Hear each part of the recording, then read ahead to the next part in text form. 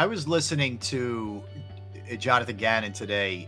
He was on the morning show on WIP with Angelo and crew, and I'm listening to him. And I got to tell you, man, he was a lot looser. He wasn't in his usual, like at the podium, sort of, name, rank, serial number stuff that you get. Yep.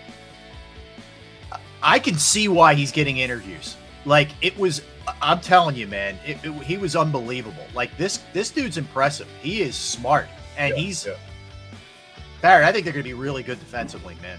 I do. He's got a lot of pieces. He's got a lot of pieces on the chess table to be able to move around and do different things with.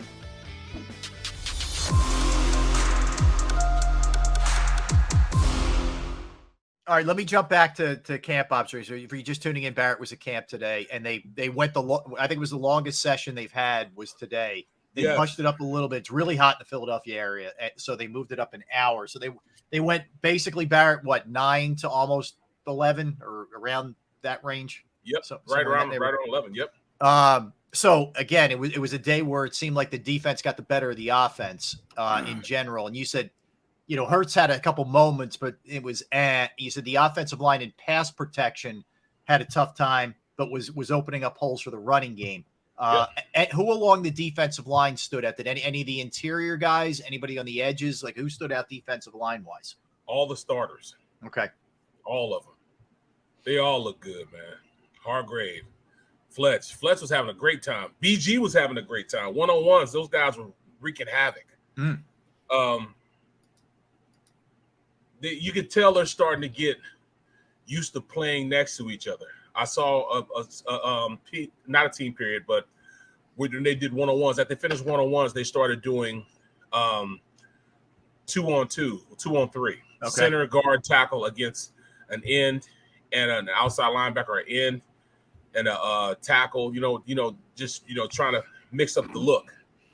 And Fletcher Cox and Hassan Reddick went up against who was it? Lane and who was playing left tackle for Mailata, who was out, and or Dillard. Who were they using over there, Barrett? What those guys out? Oh man, I forget, man. Okay, all right, never mind. I don't even remember because I only watched a couple of them. Okay, but I watched Reddick and Fletcher Cox, and they ran a stunt that was unbelievable. So then they said, then it came back again. It was their turn again. Then they ran a fake stunt that was unbelievable. Like a fake stunt is like usually with the first stunt, the end would go up. The defensive tackle would go up the field, straight up the field, and the gap between the tackle and the guard. Yeah. And the end would loop around and go around into the A gap between the center and the guard. Okay. Well, they ran it to perfection, because Fletch got the field so far that the tackle couldn't get off on him and couldn't bump him off. So he went in scot-free for the quarterback. Then next time he went up there, Fletch got the field again. Reddick acted like he was going to go down, but then kept straight and came back around and was scot-free.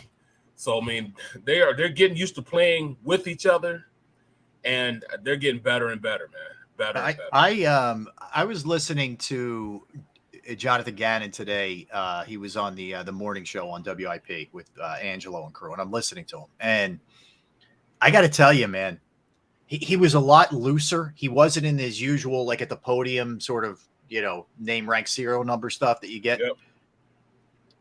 I can see why he's getting interviews. Like I'm telling you, man, he was unbelievable. Like this dude's impressive. He is smart, and Barrett, I think they're going to be really good defensively, man.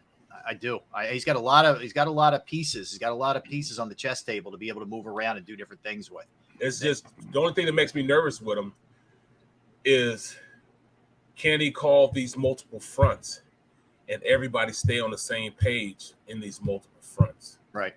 The only thing about running a lot of multiple things is everybody has to be on the same page. Mm-hmm.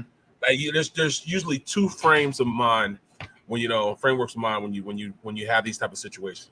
Either you have the tried and true, I'm gonna run my stuff and I'm gonna run it so well that you can't stop it. I'm about to do it and you can't stop me. Or it's one of these things where I'm gonna run this, so I'm gonna run all these, and then you can't get a beat on what we're doing. So that's how we're gonna beat you. Mm. Well, Gannon's on the mindset that, all right, I'm gonna throw everything at you and the kitchen sink at you, It's your job to see if you can pick it up.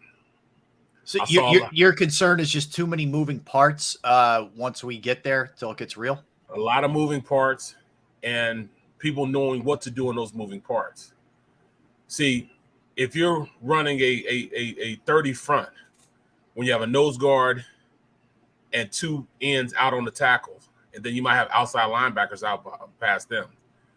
What if they're supposed to be 2 gapping, and everybody's 2 gapping except for the left side end, and he 1 gaps and jumps his gap?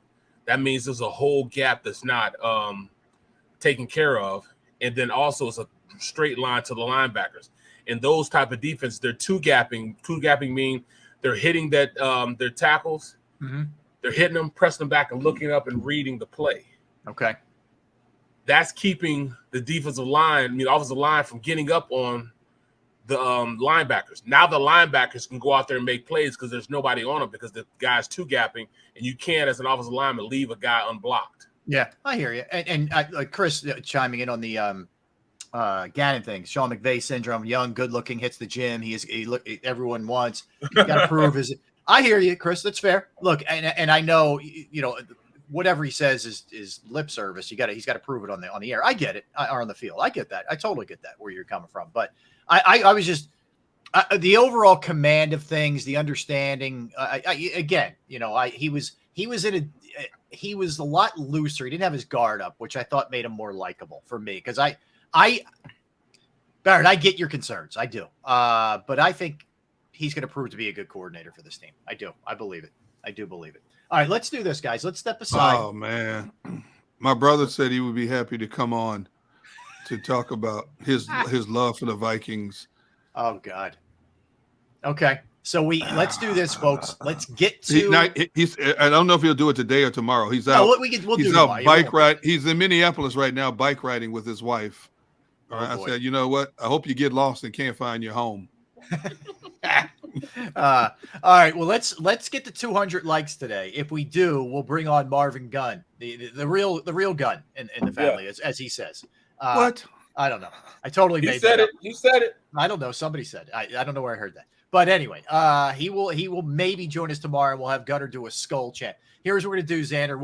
We'll just go right to the break. I will do the read in the next segment because we got Matt Gelb coming on next. We'll talk some Phillies with Matt, and then EJ Smith coming up at 2:30 to continue with the Birds observations. We got some good NFL stuff for you too coming up around 1:30. But we come back, we'll talk about the trade deadline moves, the big win yesterday, and the Phillies going forward here in the stretch run with Matt Gelb from The Athletic. Rob Ellis, Derek Gunn, Barrett Brooks. We are Sports Take, JAKIB Sports YouTube.